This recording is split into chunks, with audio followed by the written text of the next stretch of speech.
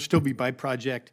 So before there was one lump sum for each project. Now it'll be for the project delivery of the contract, as Mr. Tell spoke to, and then the internal use labor. The Army Corps of Engineers wants to change how it accounts for salaries in its budget. The goal? More transparency. Senator Kennedy's question, if you already have the data, what exactly is changing? Welcome to American Hearings. This exchange goes deeper than budget line items.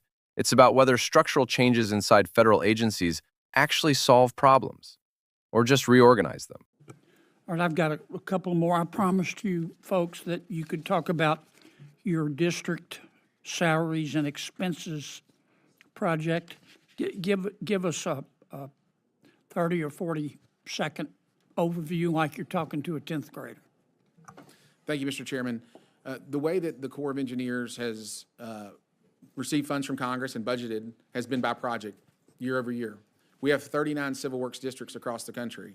That's the large part of our staff. The headquarters footprint is very small. Our workforce is spread out. The way that we pay the salaries of those employees is by allowing them to bill to the project. So every project has a labor cost, the cost of the people that are working on that project, and a delivery cost, like a contract to execute the project by. I get it. How do you want to do it differently? The FY27 President's budget recommends separating the labor costs from the project costs, both to give you transparency so that you understand what portion of each project is tied to labor, as well as to break the incentive that we believe exists between there's a tension between project delivery and district sustainment that we want to break. So you're doing it for transparency reasons, is that right? That's correct, sir. That's one of the reasons. How is it going to be more transparent if you just have a new entry that says salaries? Well, Senator, it's because... How are you going to know what salary goes with what project? Well, Senator, in the previous way that was budgeted and appropriated, there was no information about salaries, none whatsoever. It was just the project. And so it's more transparent, and then it pulls the salaries out of the projects. That before it was just a project cost, and there was no bifurcation. And so that's why it's more transparent, because it provides more information. This is a rare case where the executive branch is excitedly sharing more information with the legislative branch. Well, will you have internal data that shows how much salary is attributable to a particular project? Yes, Senator, we've published that information for fiscal year 26 work plan, as well as the fiscal year 27 budget request. We've shared that information with your committee, and we've also briefed your committee staff on the back-end accounting system that can track it over the course of time so that we can keep up with project costs. Have you shared that information with all the members of Congress about the projects in their districts? Senator, in sharing the FY27 budget request, we shared it, and we have published the split, and we've shared it with every relevant committee in Congress and anyone who's asked. Okay. So as I understand it, Mr. Secretary, right now, there's no column for salaries and expenses. That's correct, sir. It's attributable. For the districts, that's correct. Right. It's just included in each project. That's correct, right? sir. And now you're going to break it out. Yeah, Go ahead, General. Yes, sir. Yes, sir. You're correct. It'll still be by project.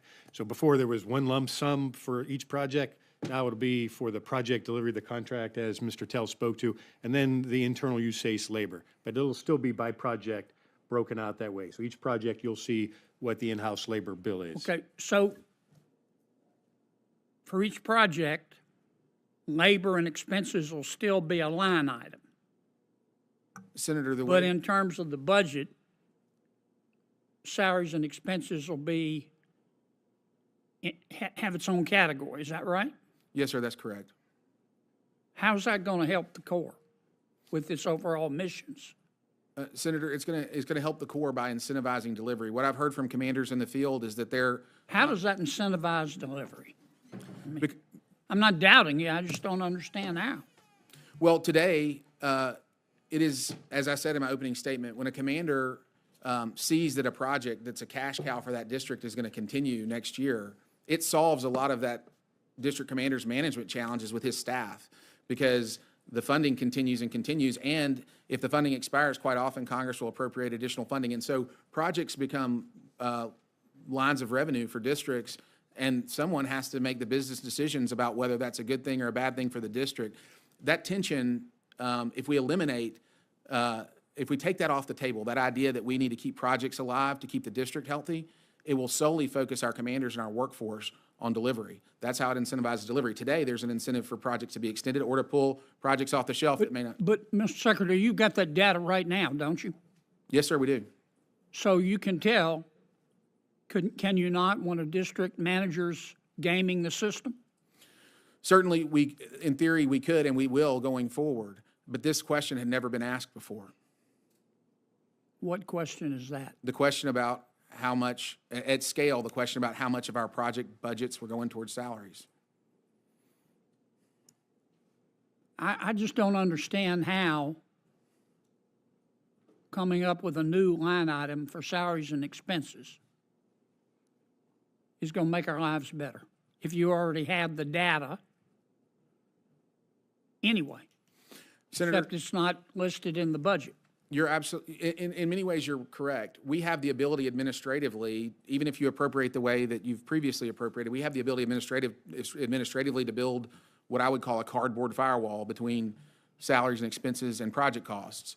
What we're asking the committee to do is help us build a brick firewall so that the demonstration throughout the leadership in Washington is that we're serious about making sure we account for project costs and labor costs, and we can make rational decisions on each side. Right now, that commingling, if we don't go all the way with the Appropriations Committee, our partners here, in my view, that commingling will still ultimately find its way through that cardboard firewall. All right. I'll be glad to read anything you want to send me. I just don't get it. Sounds to me like it's a distinction without a difference. But maybe that's my shortcoming. Senator Murkowski. Welcome back to American Hearings. This one doesn't have the drama of a marquee confrontation, but it's the kind of exchange that reveals how federal agencies actually function when the cameras aren't pointed at the headline moments. The Corps of Engineers wants to separate salary costs from project costs in its budget. The pitch? Transparency, better incentives, cleaner accountability. Kennedy listens carefully, then starts pulling at the seams. His first question is the one that matters. If you already have internal data tracking salaries by project, what exactly is the new line item adding? The official's answer, that the information was never visible in the actual budget, is technically valid. But Kennedy isn't fully satisfied. This is the tension Kennedy is probing. There's a difference between data that exists inside a system and data that's actually legible to the people responsible for oversight. One is administrative. The other is accountability. The incentive argument is the more interesting thread. Officials explain that project funding has effectively become revenue for district offices. Keeping projects alive keeps staff employed, which creates a structural pull toward extending timelines rather than completing them. Separating salaries from project budgets, they argue, removes that incentive. Kennedy's response: you already have the data to catch that, so why hasn't it been caught? The cardboard firewall versus brick firewall analogy the official offers is actually the clearest moment of the exchange, acknowledging that administrative solutions without structural backing tend to erode under pressure. Kennedy closes where he opened. It sounds like a distinction without a difference. He's not dismissing the effort. He's demanding proof the change produces real results, not just a cleaner spreadsheet. That's exactly the right question to ask. Subscribe to American Hearings for more federal oversight coverage.